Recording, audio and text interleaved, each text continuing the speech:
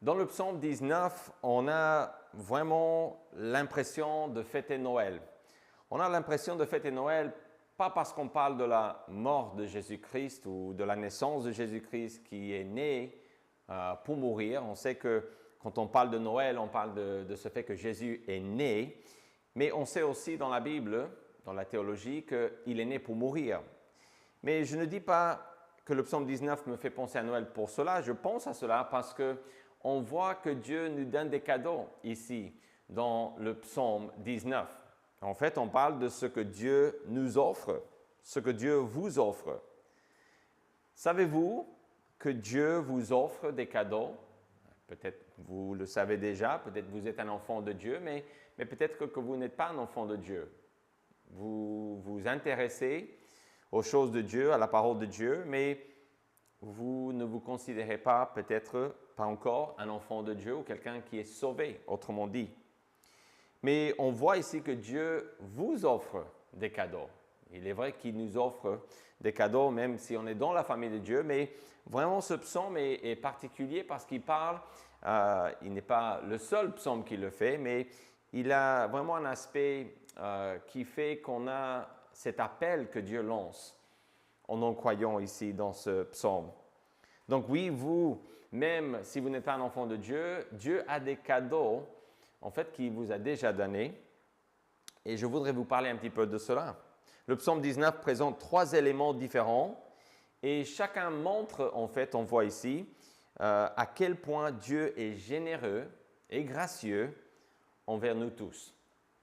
Donc, ce qu'on va voir n'est pas juste quelque chose qu'il fait pour certains, mais pour tout le monde. Il y a plusieurs thèmes qui se chevauchent, dans notre texte. La révélation de Dieu, la création. On parle du libre arbitre de l'être humain. On parle de la soumission. On parle de la parole de Dieu, donc la Bible aussi. Mais si on veut tout rassembler en un seul ou une seule phrase, si on veut, le psaume 19 révèle vraiment que Dieu donne des cadeaux à tous, à tout le monde. Et pourquoi est-ce qu'il fait cela? Pour qu'ils puissent le connaître. Dieu offre des cadeaux à tout le monde parce qu'il veut que tout le monde le connaisse. Ça, c'est ce que nous voyons ici. Dieu donne des cadeaux. Dieu n'est pas un Dieu lointain qui ne veut rien savoir de nous. Non, il est un Dieu qui veut que chacun puisse jouir de sa présence glorieuse. Ça, c'est un thème qui revient fois après fois dans notre étude des psaumes. Dieu veut que chaque être humain, que chacun de ses créatures puisse jouir de sa présence glorieuse. Le psaume 19 nous rappelle ceci en nous parlant de 3 cadeaux. Donc, on va avoir 3 choses que Dieu vous offre, que Dieu nous offre, à tous, sans exception, et pour qu'ils puissent ou pour que nous puissions le connaître. Bon, c'est vraiment ça l'idée principale de ce prêche. Alors, la première chose qu'on voit dans ce texte, quand on étudie le psaume 19, on voit bien toujours que c'est un psaume de David, et on commence à parler de la création de Dieu. En fait, parce que la preuve que Dieu existe nous est donnée ici. Un cadeau que Dieu vous offre. Si vous êtes un être humain, donc vous écoutez ce prêche, vous êtes vivant, vous savez qu'ici, vous avez un beau cadeau devant vous. Quel est ce cadeau? La preuve que Dieu existe. Comment ça, la preuve que Dieu existe? Le texte dit « Les cieux racontent la gloire de Dieu et l'étendue manifeste l'œuvre de ses mains ». On parle ici, en fait, dans les versets 2 à 7, on parle de quelques éléments de la création. Et l'argument de Dieu, ici, à travers David, est qu'à travers la création, l'être humain, il peut savoir, il sait que Dieu existe. Les cieux racontent la gloire de Dieu. L'étendue manifeste l'œuvre de ses mains. Mais on parle de la création ici. Donc, les cieux, l'étendue, le jour, la nuit et le soleil sont tous des exemples de la création, de comment Dieu prouve son existence. La création est la preuve que Dieu existe. Alors, on a un texte parallèle. Si on étudie le psaume 19, il faut toujours penser à Romains chapitre 1. Écoutez, le verset 1, c'est un avertissement, pas le verset 1, mais le verset 20, excusez-moi. Les perfections invisibles de Dieu, sa puissance éternelle et sa divinité se voient comme à l'œil depuis la création du monde quand on les considère dans ses ouvrages. Et après, la Bible dit, en parlant de l'être humain, ils sont donc inexcusables. En fait, on dit que la création non seulement prouve l'existence de Dieu, mais on a assez d'informations dans la création, de révélations pour savoir que Dieu existe, oui, mais d'une manière à dire que si on refuse de nous soumettre à lui, on est inexcusable. Alors, cette preuve aussi est universelle. La création, parce que tout le monde qui est sur la terre a accès à la création, évidemment. Tous y ont accès. Regardez le verset 4. Le verset 4 dit « Ce n'est pas un langage », en parlant de la création, du ciel, de l'étendue, le jour, la nuit, le soleil, etc. On ne va pas, dans ce psaume, mentionner tous les éléments de la création, mais on parle de la création. Ce n'est pas un langage, ce ne sont pas des paroles dont le son ne soit point entendu. Le verset 5, « Leur retentissement parcourt toute la terre. Leurs accents vont aux extrémités du monde. » Le verset 7, « Rien ne se dérobe à sa chaleur. » Là, il dit cela en parlant du fait que le soleil est vraiment quelque chose que tout le monde peut ressentir. Tout le monde a accès au soleil. Alors, ça c'est l'argument ici, et que le premier cadeau que Dieu nous donne est la preuve de son existence. La preuve de son existence. La preuve de l'existence de Dieu est bien sa création. Et cette preuve est un cadeau que Dieu vous offre, qu'il nous offre en tant qu'être humain. Mais la générosité de Dieu ne s'arrête pas ici avec la création comme cadeau. On a une autre chose que Dieu donne, un autre cadeau. Et c'est non seulement le fait de connaître qu'il existe, qu'il nous donne gracieusement, mais on a aussi le moyen de le connaître. Vous dites, mais si la création est la preuve que Dieu existe, pourquoi est-ce que j'ai besoin en plus du moyen de le connaître? Ça n'a aucun sens, peut-être, vous direz. En fait, toute la Bible nous est donnée pour que nous puissions connaître Dieu.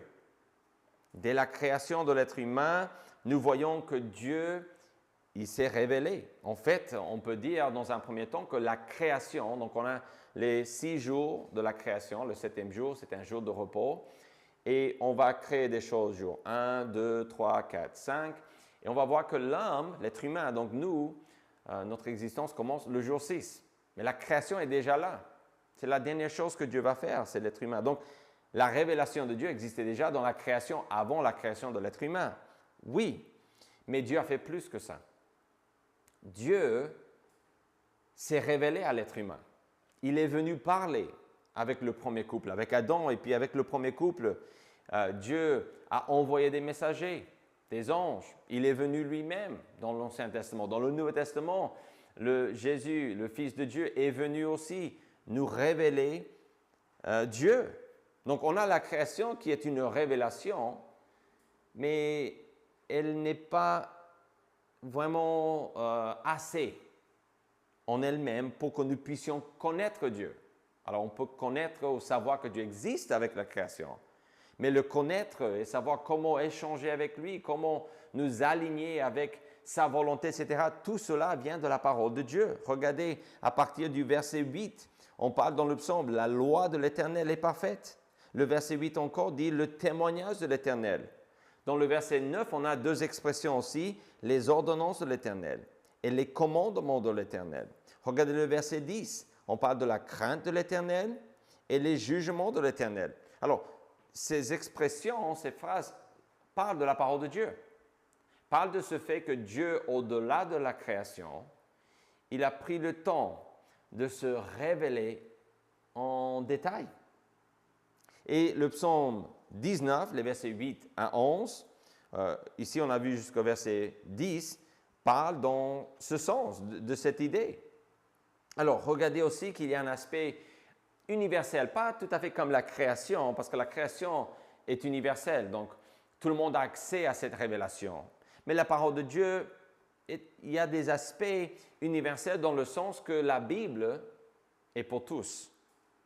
En fait, le but que Dieu a avec la parole de Dieu est de se révéler pour que nous puissions le connaître. En fait, dans notre assemblée, nous essayons de mémoriser Exode 29, 46. Écoutez le texte. « Ils connaîtront que je suis l'Éternel, leur Dieu, qui les ai fait sortir du pays d'Égypte pour habiter au milieu d'eux. Je suis l'Éternel, leur Dieu. » Donc, ils connaîtront que je suis l'Éternel, leur Dieu. Ça, c'est une phrase qui est répétée énormément dans le livre d'Exode. Ça, c'est Exode 29, 46, mais énormément parce que Dieu voulait se faire connaître. Et pour le faire, il a dû se révéler avec des paroles. Donc, la parole de Dieu est un cadeau de Dieu. Et vraiment, la parole de Dieu est le moyen de connaître Dieu. C'est le moyen de connaître Dieu d'une manière intime. Alors, on parle aussi dans les versets 8 et 9, on dit, en parlant de... on avait toute une liste, n'est-ce pas? On parlait de la parole de Dieu avec cette idée de loi, témoignage, ordonnance, commandement. On parle de la crainte de l'Éternel, ça c'est de vivre ce que Dieu révèle, les jugements. Donc, en gros, on parle ici des synonymes pour la parole de Dieu. Et le verset 8 dit qu'elle restaure l'âme. Le verset 8 dit « Il rend sage l'ignorant ». Le verset 9 dit « Elles réjouissent le cœur et ils éclairent les yeux ». Donc, on parle de différents synonymes pour la parole de Dieu. Mais ce qui a capté mon attention est que toutes ces descriptions parlent de ce que la Bible fait pour nous. Je pense que ces descriptions nous aident à comprendre que la parole de Dieu est le moyen de le connaître. Ça, c'est l'idée qu'on a ici. Et où est l'aspect universel ou cette idée que la Bible est pour tous, en tout cas, si ce n'est pas vraiment universel, c'est peut-être pas le bon mot pour décrire la parole de Dieu, mais ce que je veux dire, c'est que Dieu veut que tout le monde ait accès à la parole de Dieu. Parce que c'est pour l'âme. Ça veut dire que c'est pour chaque personne. C'est pour les ignorants. C'est pour qu'ils puissent connaître la volonté de Dieu. Elles réjouissent le cœur. Ça, c'est pour l'être humain. On décrit des parties de l'être humain. Ils éclairent les yeux. Donc, on va dire qu'il faut voir que la Bible est pour tout le monde. La Bible n'est pas tout simplement un livre qui est donné à un petit groupe de personnes, mais c'est pour tout le monde. Et donc, ça, c'est important pour nous. C'est pour l'âme, l'ignorant, le cœur, les yeux, bref, c'est pour tout le monde, c'est pour nous tous, pour notre être entier, on peut dire même. Alors, le psaume 36 et le verset 10, écoutez ce que la Bible dit en parlant de Dieu, de la parole de Dieu aussi. « Car auprès de toi est la source de la vie. Par ta lumière, nous voyons la lumière. » Aussi, l'une des choses que Dieu dit, que Dieu le Fils dit dans Jean 14, verset 6, il dit « Je suis la vie ». Dieu est la source de vie. Il est la source de lumière. Et ces expressions sont employées comme dans Psaume 36, 10 ou dans Jean 14, 6, on parle de la vie. Et dans beaucoup d'autres textes, comme Jean chapitre 1, on parle de la vie qui était la lumière des hommes. On met ensemble cette idée de vie et de lumière parce qu'on parle de cette idée que la parole de Dieu, que Dieu lui-même, à travers sa parole plus précisément, il révèle la vie, il donne accès à lui. Donc, le désir que Dieu a est d'être connu de tout le monde. Donc, un cadeau que Dieu vous offre, que Dieu nous offre, est le moyen de connaître Dieu. La parole de Dieu est un cadeau d'une valeur inestimable. Regardez le verset, je n'ai pas oublié le verset 11. Regardez le verset 11 du psaume 19. Ils sont plus précieux que l'or, que beaucoup d'or fin. Ils sont plus doux que le miel, que celui qui coule des rayons. On est en train de décrire la parole de Dieu comme non seulement la source de lumière, de la façon de voir qui Dieu est, de trouver la vie, autrement dit aussi, mais comme quelque chose d'agréable. Comme quelque chose d'agréable. La parole de Dieu est d'une valeur inestimable, il le dit. Ils sont plus précieux que l'or, que beaucoup d'or fin.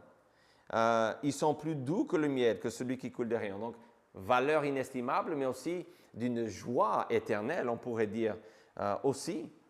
D'ailleurs, on a étudié récemment le psaume 16, verset 11. « Tu me feras connaître le sentier de la vie.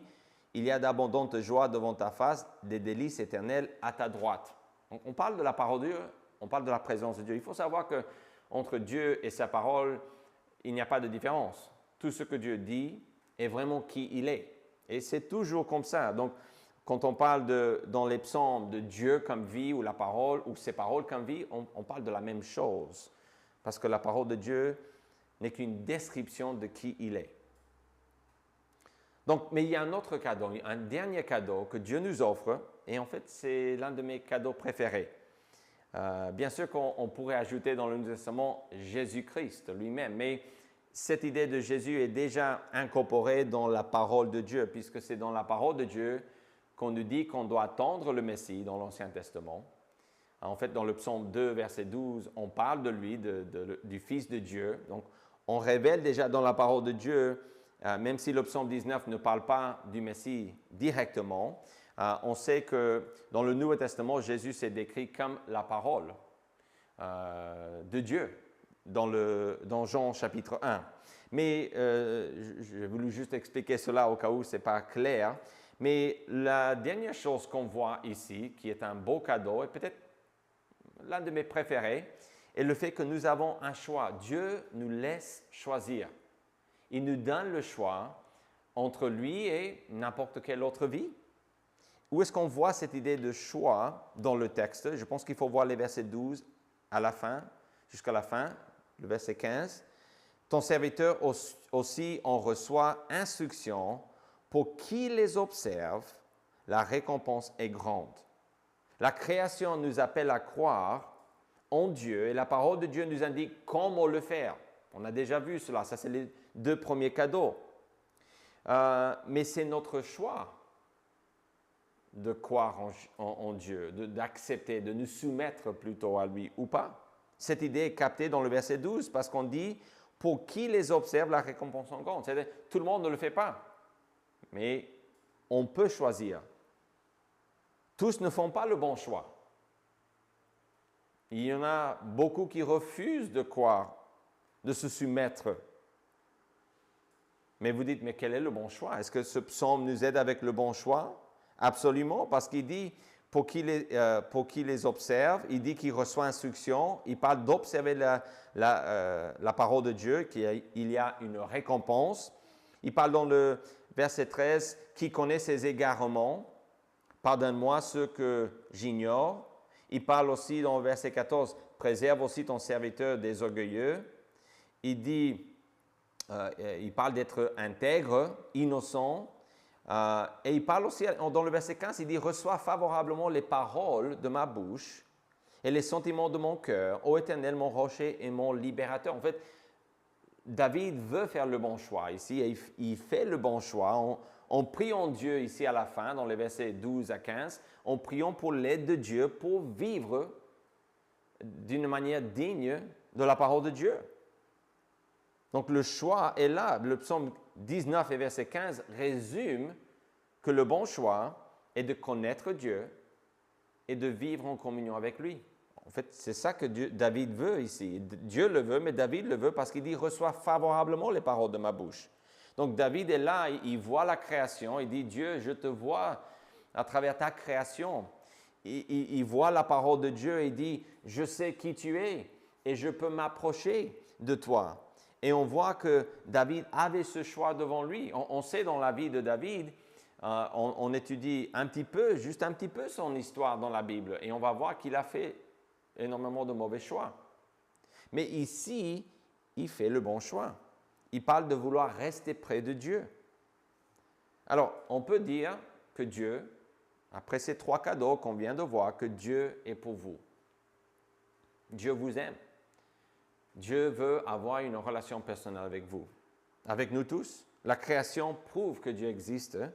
La Bible nous montre comment il peut être connu, mais le choix appartient à chacun. Le choix est vraiment à nous, c'est à nous de choisir. Si je veux vous appeler à l'action, et je veux le faire, j'ai toujours le désir de voir comment on peut prendre un texte, comprendre le texte, et puis vraiment laisser le texte nous transformer, on va juste dire que Dieu est pour tous. Je veux vous pousser à l'action en vous disant que Dieu est pour tous. Comment? Après avoir vu ce que Dieu offre, donc la création, sa parole et vraiment l'appel au choix, voici 3 façons concrètes de répondre dès aujourd'hui. Donc, en parlant du premier cadeau, la création, qui est la preuve de son existence, je vois ici qu'on est rappelé, il nous rappelle que la soumission devant Dieu est importante. En fait, je pense que c'est le point de départ. Si vous n'êtes pas un enfant de Dieu, votre vie spirituelle, la vraie vie, commence avec votre soumission. Si vous n'êtes pas un enfant de Dieu, il faut se repentir et croire en la bonne nouvelle. La bonne nouvelle, c'est simple. C'est que Jésus veut et Jésus peut vous sauver. Il veut parce qu'il est mort. On voit qu'il voulait nous sauver, qu'il veut nous sauver.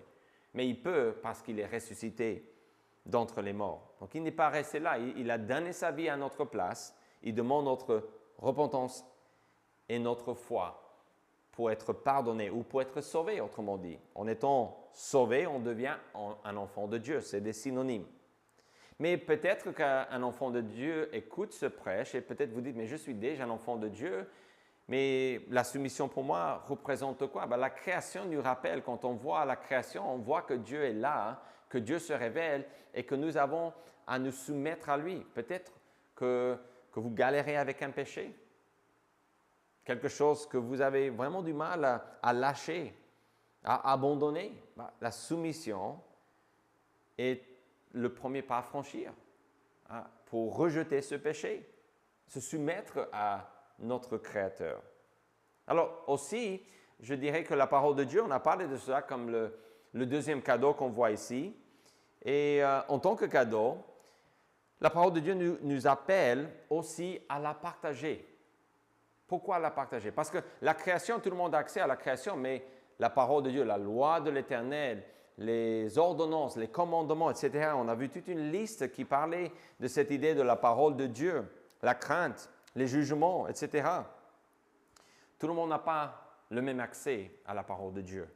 Donc, la première chose que je veux dire est qu'on doit, en tant qu'enfant de Dieu, partager la parole de Dieu. C'est pour ça que je suis en train de prêcher la parole de Dieu en ce moment.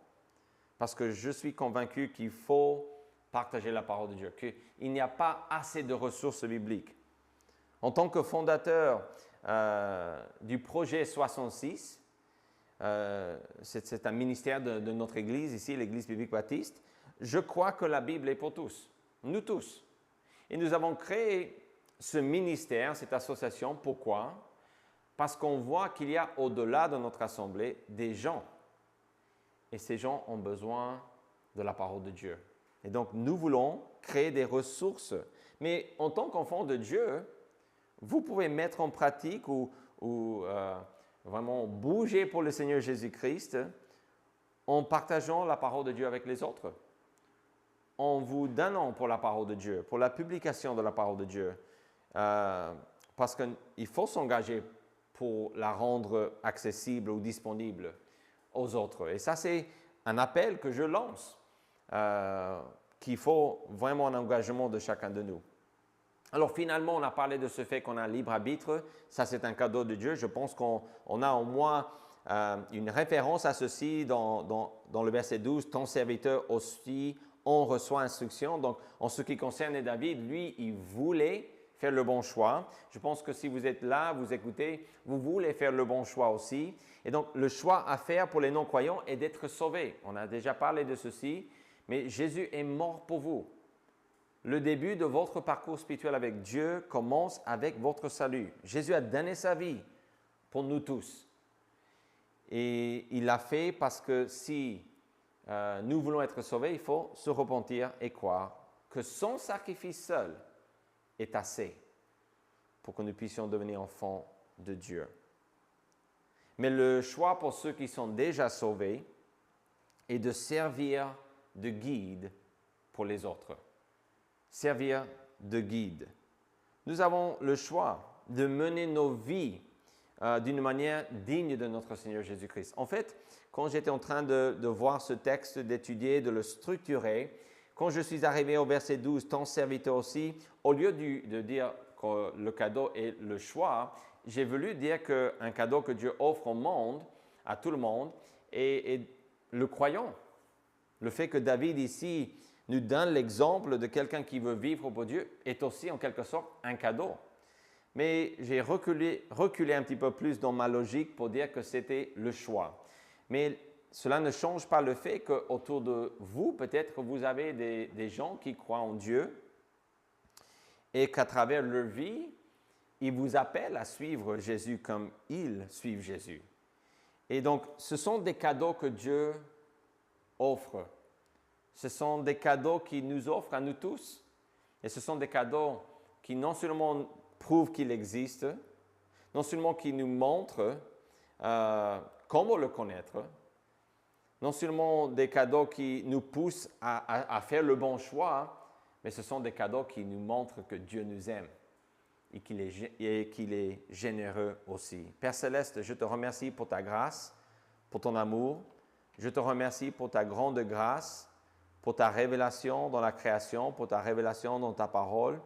Je prie pour que tu nous permettes, Seigneur, de publier chaque page de la parole de Dieu, de prêcher chaque parole que tu nous as donnée, chaque livre, chapitre aussi, Seigneur, et que nous puissions aider les autres, Seigneur, à vivre pour toi. Au nom de Jésus-Christ, nous prions.